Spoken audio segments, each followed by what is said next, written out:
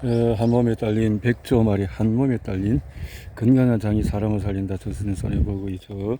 장미생물청의 멸종에 이제 이 자연을 보면서 책을 또 읽어보겠습니다. 장미생물청의 멸종.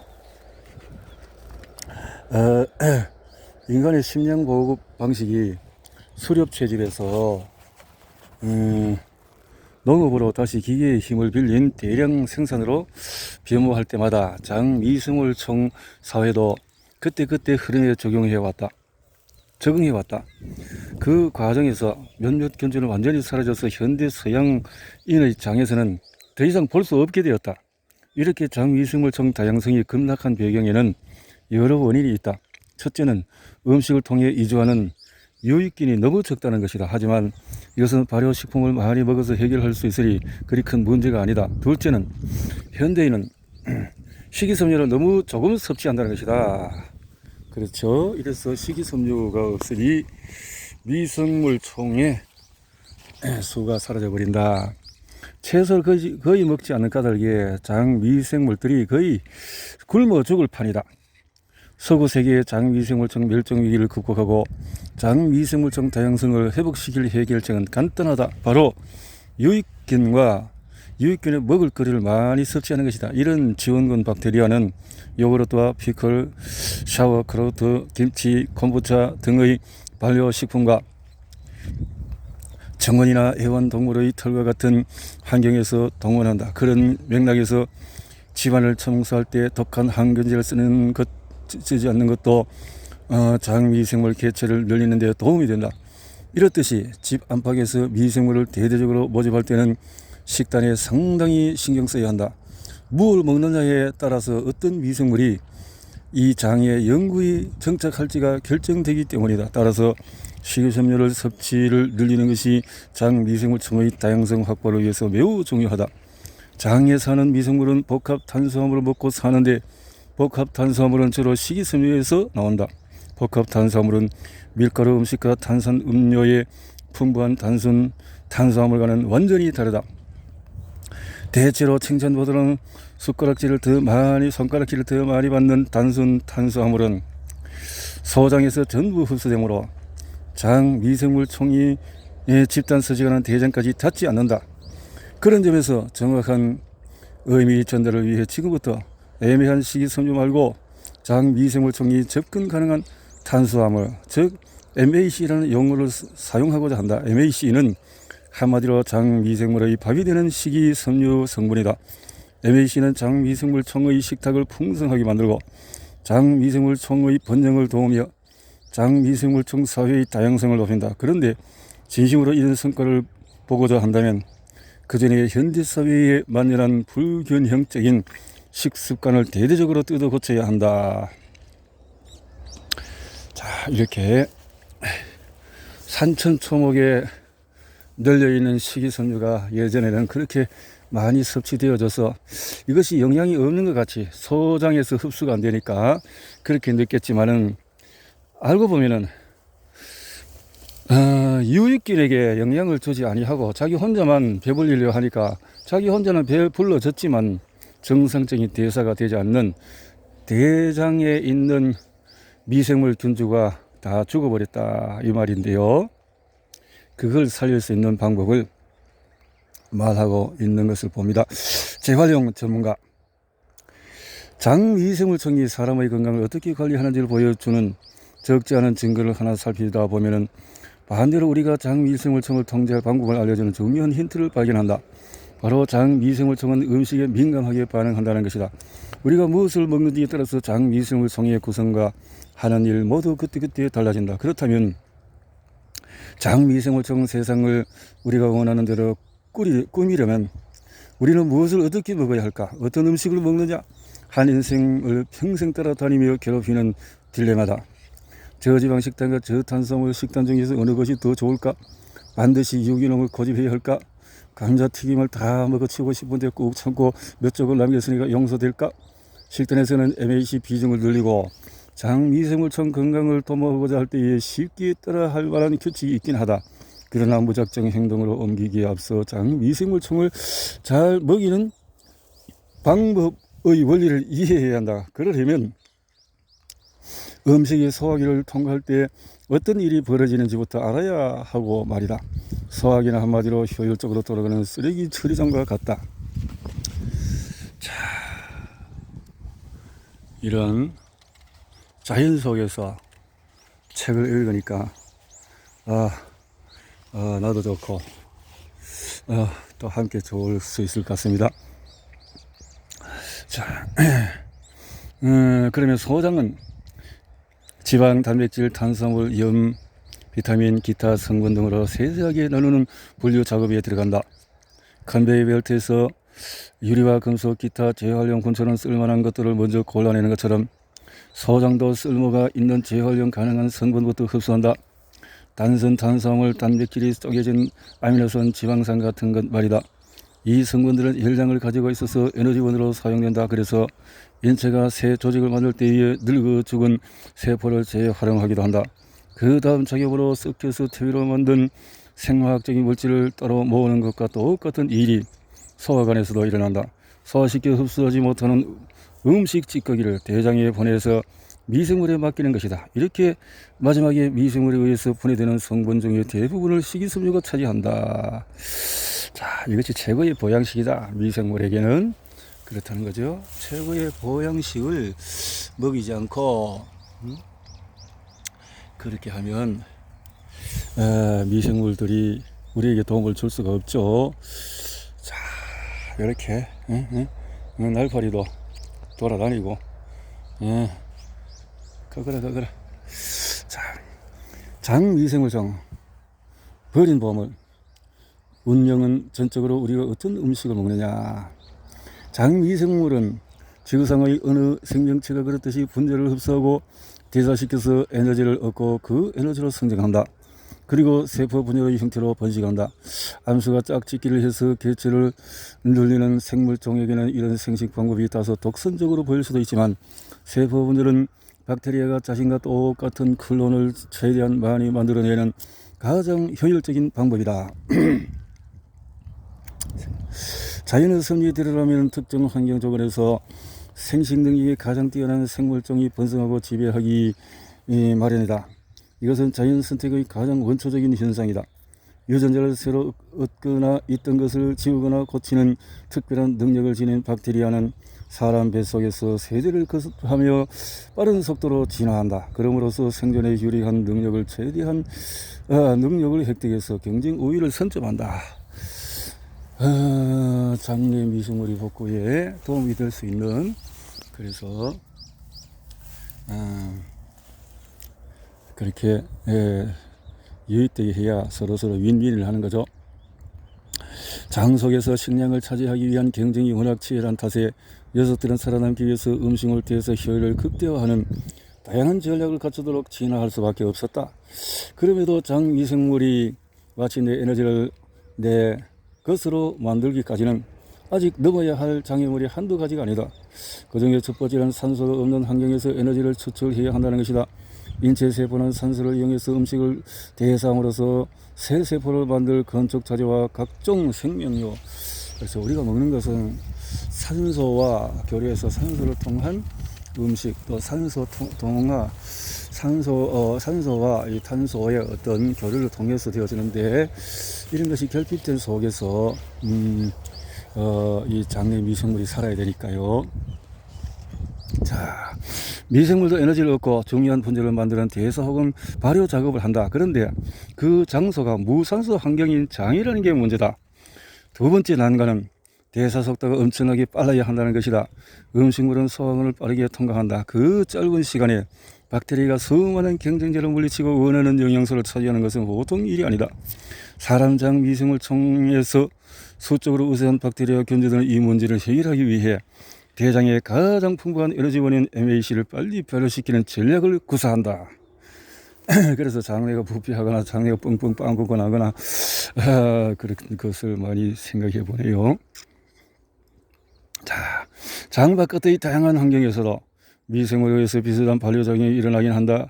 예를 들어서 요구르트 제조에 사용되는 종균은 우유에 들어있는 락토스를 락토산으로 발효시킨다. 또한 유명한 발효 미생물인 효모는 전분과 스크로스를 비롯한 여러 당을 에탄올로 대사시킨다. 그 결과물이 바로 맥주와 와인이다. 하지만 에탄올과 락토산이 잘 만들어지지 않는다는 점에서 사람장은 맥주나 요구르트와 다르다. 사람장에서 가장 흔한 발효산물은 단세 지방산, 즉 SCFA이다. SCFA는 식물성 탄수화물에 꼭꼭 숨어있는 소량의 칼로리를 우리에게 선물로 안겨준다. 뱃속에 미생물이 없었다는 무용지물이 되었을 소중한 에너지다. 어째서 이것이 미생물이 주는 선물이냐고? 장미생물청은 대장에도 달달한 복합 탄수화물을 마지막 한 방울까지 짜내서 최대한 많은 SCFA를 만들어낸다. 하지만 이 녀석들은 SCFA에서 칼로리를 추출해서 가져가지 못한다. 산소가 없는 환경에서는 칼로리 추출 작업이 불가능하기 때문이다. 이렇게 미생물이 수고롭게 준비해준 SCFA는 인체 조직이 흡수한 뒤에 산소를 투입해 남아있던 칼로리를 빼내고 자기 것으로 만든다.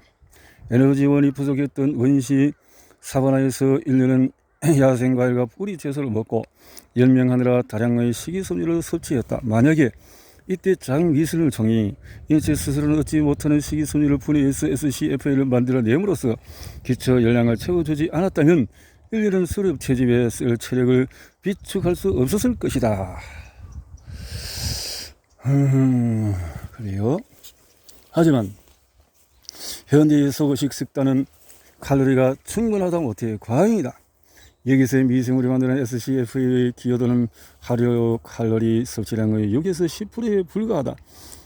이것은 아무도 20알이면 얻는 열량이다. 게다가 별로 많은 양은 아니지만 비만으로 인한 질환이 재난 수준으로 심화되는 요즘 세상에 에너지를 손톱만큼이라도 보탠다는 것은 그다지 바람직해 보이지 않는다. 오히려 쓸데없이 남는 칼로리를 줄여야 하는 상황이 아닌가? 그렇죠. 쓸데없이. 자. 그러니 만약에 미생물을 싹 내쫓아버리면 어떨까? 실제로 장을 싹 비우는 사람들은 날씬해질까? 글쎄, 그래서도 장미생물이 하나도 없는 쥐는 사료를 더 먹지만 몸무게는 더 가볍다는 동물 실험 결과도 있으니까 말이다. 하나도 없으면 그럴 수 있다 이 말인데요. 하지만 사람이 완결목이 겨운 쥐처럼 생생을 멸근실에 살 수 없는 일이다. 비슷하게 흉내라도 내려면 고용량 항생제를 달고 살아야 할 것이다. 그럼에도 장미생물청을 모조리 박멸하는 것은 불가능하다. 박테리아는 적응력이 세계 최강이어서 곧 항생제 내생균이 장 생태계를 점령해 버릴 게 뻔하다. 그렇죠. 이렇게 점령을 해버린 거죠. SCFA가 가진 칼로리는 극미량에 불과하지만 우리 몸 안에는 그 이상의 역할을 한다는 사실이 점점 더 분명해지고 있다. 그래서 학계에서는 우리가 MAC를 더 먹어줌으로써 장미생물청의 SCFA를 생성을 독려해야 한다는 것이다. 그 말이죠. 그저 약간의 보너스가 아니다. 이런 것이 약간의 보너스가 아니다.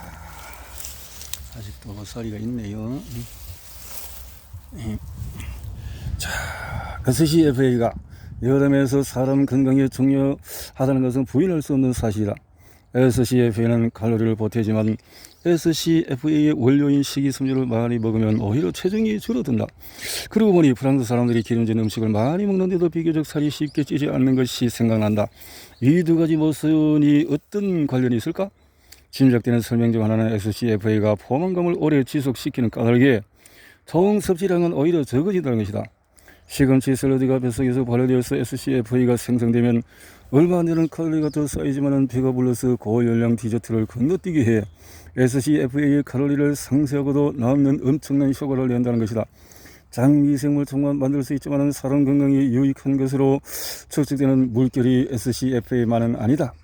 장미생물청이 하는 대사는 엄청나게 복잡하고 머드러지는 화학물질의 종류도 매우 다양하다. 하지만 그렇다는 사실만 학계에서 확인되었을 뿐 장미생물청 대사상물의 정체나 각각이 인체에서 하는 역할이 무엇인지 아직은 베일에 쌓여 있다.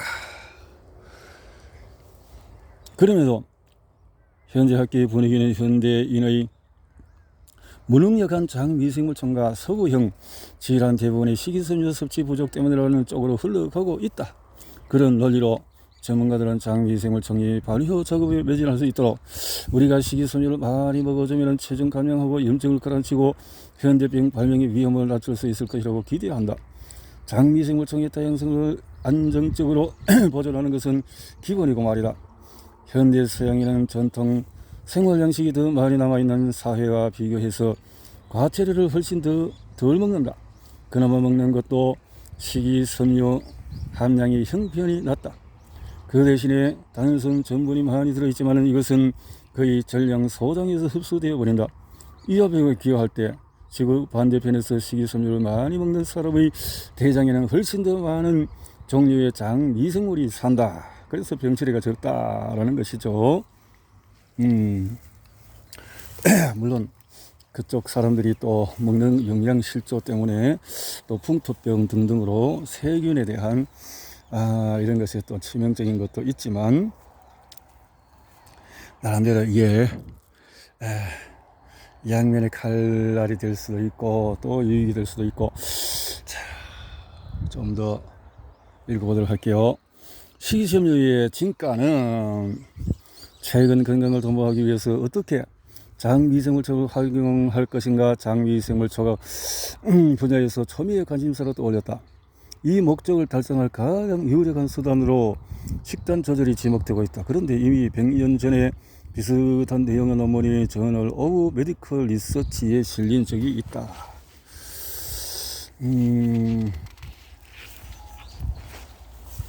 자, 그런 것이 있었다는 거죠.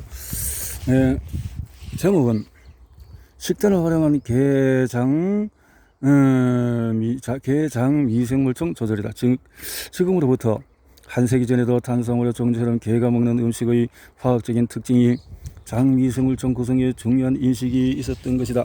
이런 연구가 무려 100년 전에 수행된 것은 단순히 애완견의 배설물을 치워야 한다는 주인의 입장에서 자연스럽게 관심을 가진 탓일 수도 있다. 하지만 그렇더라도 이렇게 일찍부터 음식과 장미생물청 간의 관련성을 눈치채고 있다면 도대체 왜 사람이 먹는 탄수화물의 종류가 우리의 장미생물청에 영향을 준다는 데에는 생각이 미치지 않은 걸까? 토마스 클리브 박사는 1950년대에 식이섬유 섭취를 독려한 1세대 의사 집단에 속한다. 그는 1974년에 발표한 저서 사카린 병에서 다양한 현대병의 정제 탄수화물을 과도 섭취하고 식이섬유는 적게 먹어서 생긴 결과라는 주장을 펼쳤다. 그가 영국 해군 군의관으로 홍보한 제2차 세계대전 중에는 군함에서 과일채소를 구하기 힘들어서 대부분의 해병이 변비에 시달렸다. 그래서 클리브는 그들에게 곡물을 처방했고 변비가 곧장 사라지는 신기한 현상을 목격했다. 이제 한껏 고무된 그는 개실염과 치질 심지어는 충치나 두통에도 곡물 섭취를 치료법으로 권하기 시작했다. 곡물이 가진 치유력에 대한 그의 확신이 얼마나 강했는지 사람들은 식이섬유와 곡물 얘기만 나오면 흥분하는 그를 곡물 사나이라는 별명을 불렸다. 하지만 세상은 그의 마음과 달라서 많은 이가 현대의 질환이 죄다 당 섭취가 과하고 식이섬유가 부족하기 때문이라는 아이디어를 우습게 여겼고 클리브는 의학계에서 환영이 아니라 냉대를 받았다. 사람들이 어떻게 보느냐에 따라서 이렇게 냉대를 받기도 하고 참 우습게 여김을 받게 되어졌다 라는 건데요. 자, 훗날에 버킬 림프종이라고 명명된 암의 전문가가 되니 버킬이라는 외과 의사도 비슷한 일을 겪었다. 그는 암 연구와 치료를 위해서 아프리카에서 긴 세월을 보냈는데 클리브의 논문을 읽고 자신의 경험에 비추어서 아프리카에서 고식이섬유 식단이 당뇨병, 심장질환, 결정, 직장암, 치질, 변비 등의 각종 질환으로부터 사람을 보호한다고 여기게 되었다. 그래서 그 역시 식이섬유가 어떻게 건강을 도모하는지에 대한 관심을 갖기 시작했다. 버킷은 알레워크나 휴 트루얼 등 마음 맞는 동료 연구자들과 대대적인 조사를 실시한 결과 아프리카 농민들의 대변이 서양인에 비해서 3 내지 5배 더 큼직하고 소관 통과가 2배 이상 빠르다는 특징을 발견했다. 그런데 아프리카인의 식이섬유량은 60에서 140g이고 서양인의 20g과 비교하면 3에서 7배나 많았다.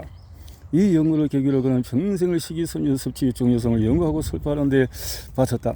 그의 확신이 얼마나 강했는지는 이 한마디로 분명하게 알 수 있다.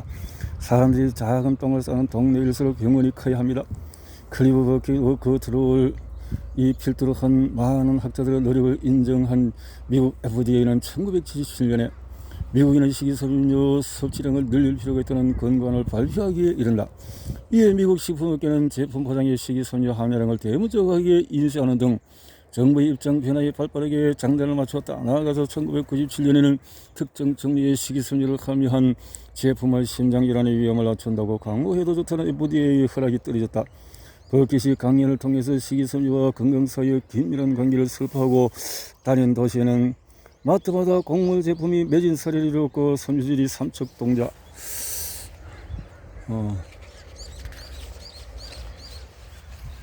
더하는 단어가 되었다. 그런데 왜 오늘 우리는 식이섬유 함량이 어떻게든 신경도 쓰지 않을까? 그것은 안타깝게도 식이섬유의 진가가 막 알려지려고 할 무렵에 갑자기 식이지방이 세계적 이슈로 떠올랐기 때문이다. 식이지방? 식이지방은 혈액순환을 망치는 불한당일 뿐만 아니라 심장 기능을 저하시키고 수많은 현대 병의 위험을 높여주는 주범이다. 그런 이유로 세상에는 각종 저지방 식품이 우후죽순 등장했고 사람들은 장을 볼 때 식이섬유 함량보다도 지방 함량을 먼저 찾아보게 되었다. 지방 섭취량을 줄여야 한다는 것은 고민할 필요도 없이 맞는 소리다. 배에 붙어있는 비계 덩어리를 드러내고 싶다면 지방을 덜 먹는 게 당연하다. 더 이상 간단하게 명료할 수도 없는 얘기다. 그런데 식이섬유 섭취량을 늘려야 한다는 말에는 잠시 주저하게 된다. 그래, 식이섬유가 소위형 질환의 위험을 낮춘다고 치자. 그런데 구체적으로 어떤 원리로 그렇다는 건지 아직 아무도 모르지 않는가? 클리브가 쓴 사카린 병의 소문을 보면은 식이섬유 부족과 소위형 질환이 관련이 있다는 것은 분명하지만 구체적으로 어떤 관련이 어떻게 있는지 모른다는 고백이 나온다. 식단 변화가 어떠한 다양한 병을 일으키는지를 설명하는 배경 원리를 밝히는 것은 지식 수준이 지금보다 나아질 미래 후학들에게 맡기는 수밖에 없다. 정리하면 그때와 지금의 차이는 당시에는 아무것도 몰랐고 우리는 왜를 막 이해하기 시작했다는 것이다. 그래, 왜라 하면 바로 우리의 미생물 종에게 식이섬유가 필요하다는 것이다. 자, 왜 이렇게 답을 찾아내야 된다 라는 거죠.